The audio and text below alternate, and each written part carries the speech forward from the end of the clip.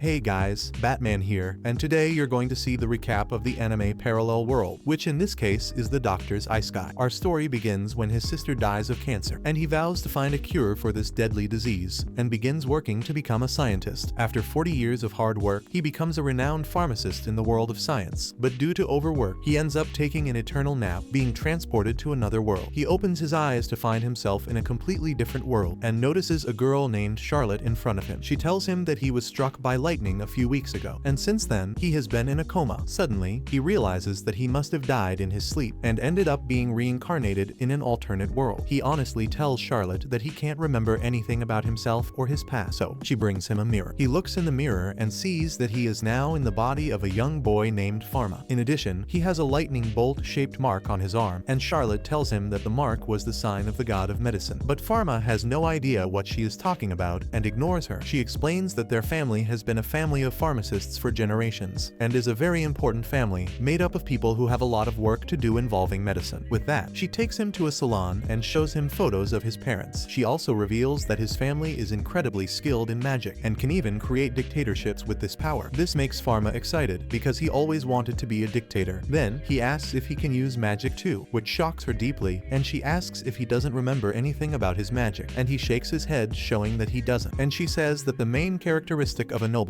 is the ability to perform magic, and without his magic, people will consider him a man of inferior origin. She explains that he used to be a water user, and that he loved to wet girls' clothes. Being a great professional at it, the girl encourages him to remember his magic, even promising a picture of his foot. This motivates him, so he goes back to his room and sits on the bed, thinking about how he can start practicing. This science nerd thinks about the chemical composition of water, and after thinking about the complete molecular structure of water, suddenly he feels something moving, and water begins to form in his hands. He quickly runs to the window, and like a boy discovering himself, he pours all of his liquid out of the window, leaving Charlotte, who was in a garden, completely happy, seeing the boy trying so hard to get a picture of his foot in the window. After accomplishing such a feat, the science nerd thinks about composing other elements from the molecule. After all, from what he understood, if he knew the molecular structure of water, he could certainly create it. However, Charlotte comes up to him, and since she believes he has lost all his knowledge, she takes him to a library where he can try to remember everything. The library was huge, with a vast collection of books, and she tells him that she gave him all these books, and that he remembered them all very well, word for word. He picks up a book, and even though he has never seen it before, he realizes that everything inside the book is in his mind, because some memories of the boy are still with him. After that afternoon, he goes to dinner with his family, and realizes that everyone is worried about his health, and it is at this table that Pharma meets his father, a serious-looking man, who is happy to see that his son is feeling better. Out of nowhere, the man starts asking medical questions to check if Pharma's mind hasn't been affected, and the boy's mother tries to tell the man to give her son a break, as he has just been struck by light. However, Pharma answers all the questions correctly, which makes his father happy. However, his father demands that he return to his magic lesson, which Pharma agrees to. In the next few days, he goes downstairs and meets his new foot photo model,